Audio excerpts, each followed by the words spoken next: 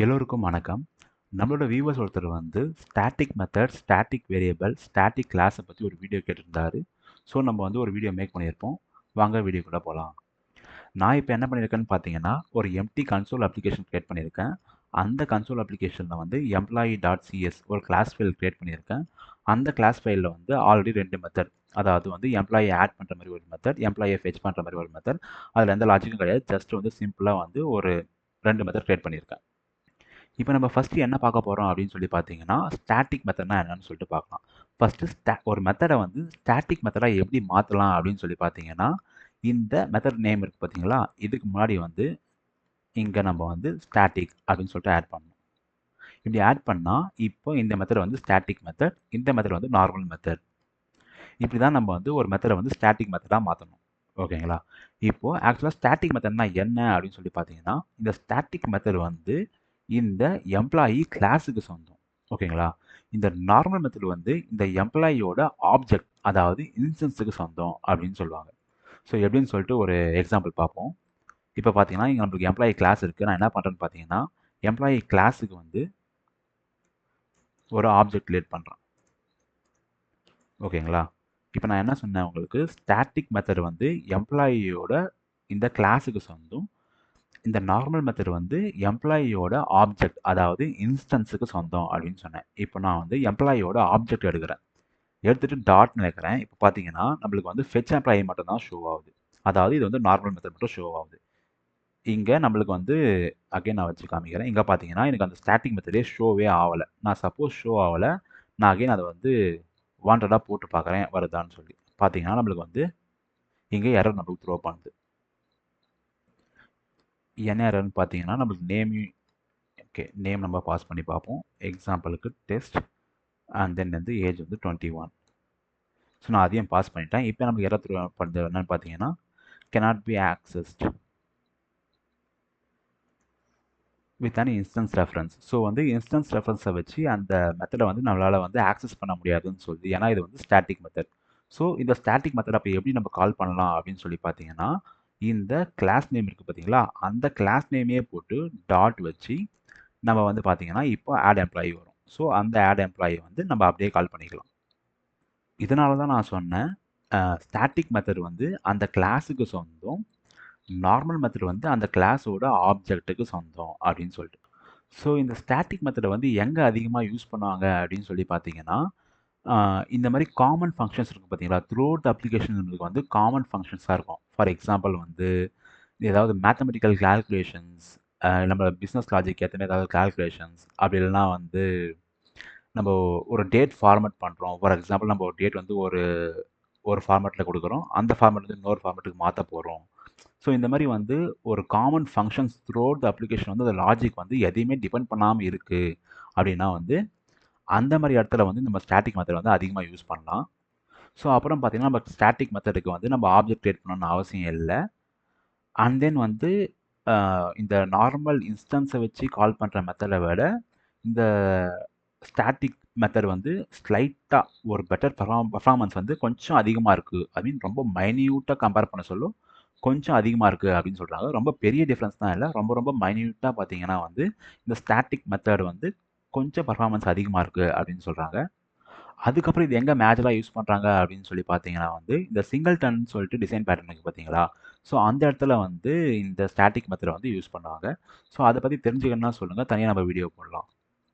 So இதுதான் வந்து static method. Static method வந்து அந்த கிளாஸுக்கு சொந்தம், நார்மல் மெத்தட் வந்து அந்த கிளாஸோட இன்ஸ்டன்ஸுக்கு சொந்தம்.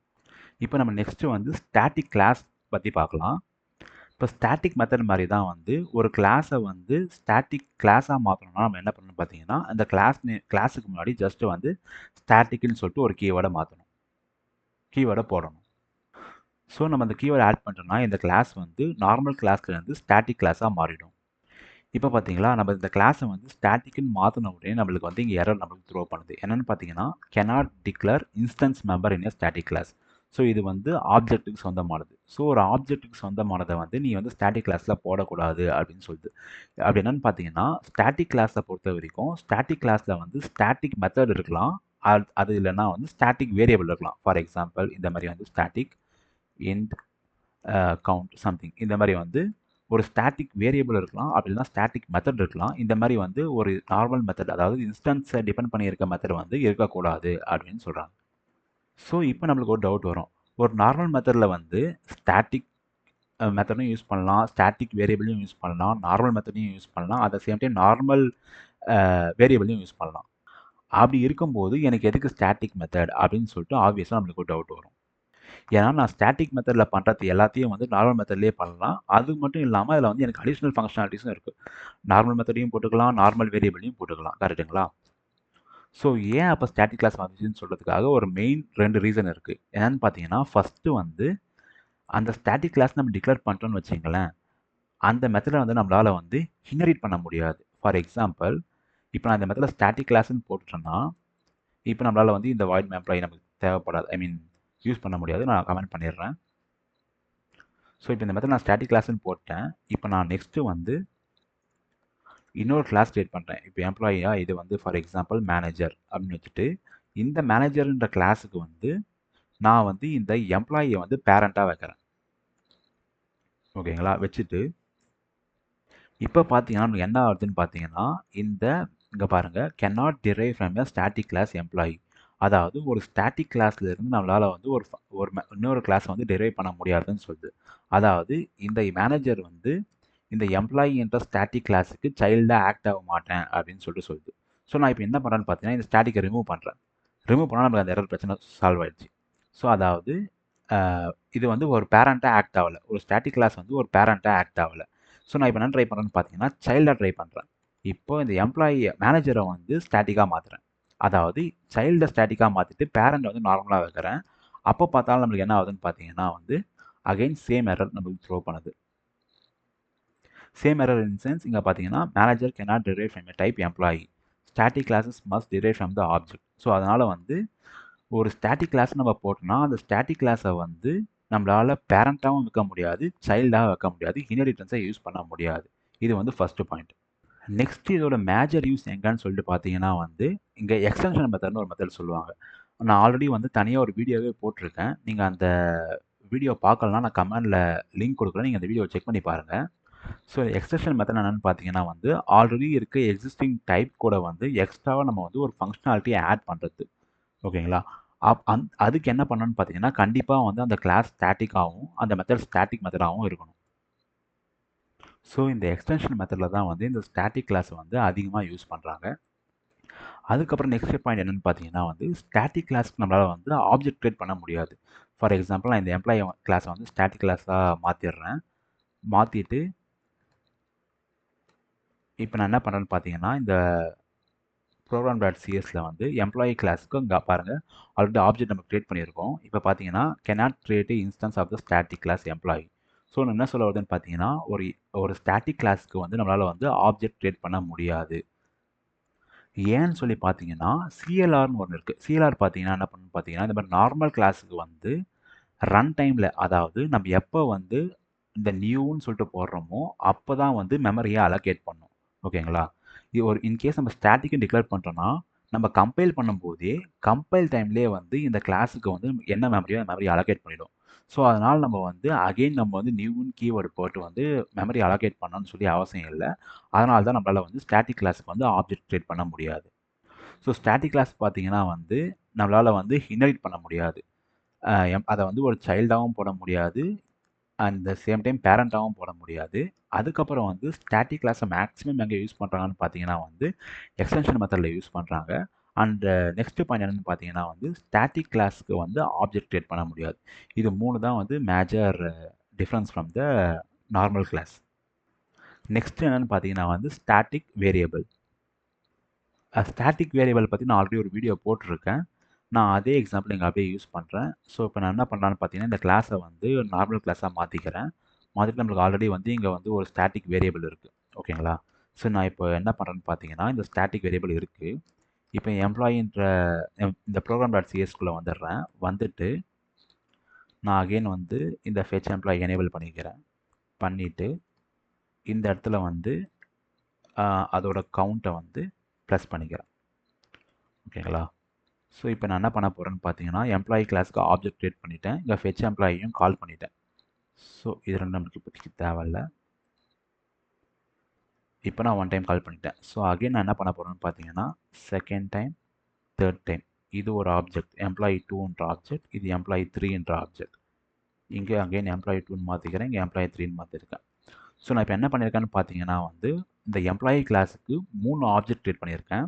ஓகேங்களா, 3 ஆப்ஜெக்ட் க்ரியேட் பண்ணி அந்தந்த ஆப்ஜெக்டை வச்சு வந்து இந்த ஃபெச் எம்ப்ளாயின்ற மெத்தடை கால் பண்ணியிருக்கேன். இந்த மெத்தட்குள்ள என்ன பண்ணியிருக்கேன்னு பார்த்தீங்கன்னா அந்த ஸ்டாட்டிக் வேரியபிளை வந்து ப்ளஸ் ப்ளஸ், அதாவது 1 வந்து ப்ளஸ் பண்ணியிருக்கேன்.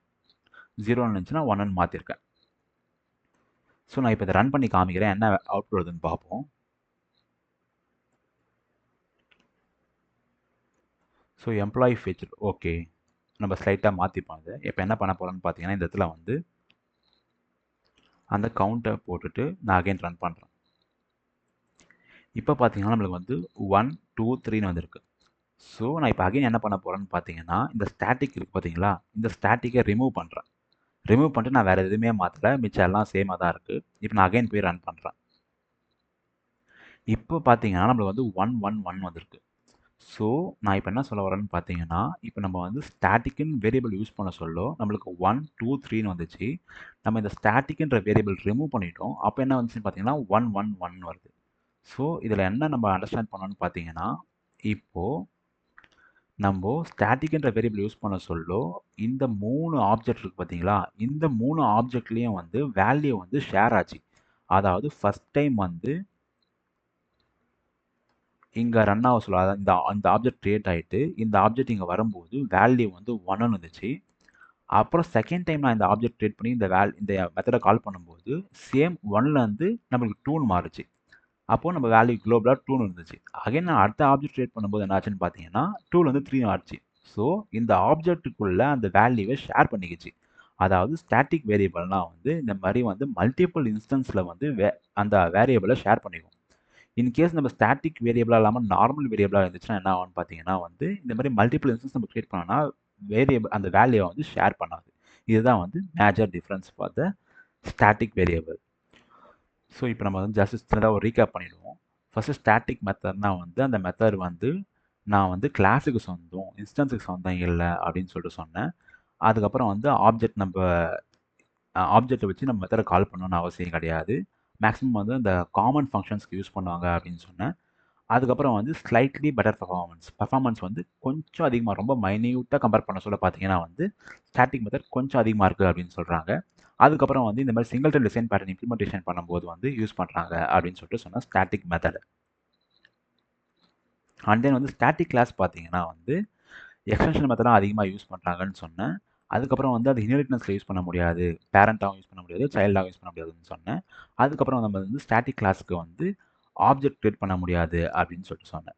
அப்புறம் ஸ்டாட்டிக் வேரியபிள் என்ன பண்ணணும்னு பார்த்தீங்கன்னா வந்து ஸ்டாட்டிக் வேரியபிள் வந்து மல்டிபிள் இன்ஸ்டன்ஸுக்கு வந்து வேரியபிளோட வேல்யூ வந்து ஷேர் பண்ணிக்குது அப்படின்ற மாதிரி சொன்னேன். ஹோப் இந்த வீடியோ உங்களுக்கு புரிஞ்சிருக்கும்னு நம்புகிறேன். ஏதாவது புரியலைன்னா கமெண்ட் செக்ஷனில் சொல்லுங்கள், கண்டிப்பாக ரிப்ளை பண்ணுறேன். தேங்க்ஸ் ஃபார் வாட்சிங்.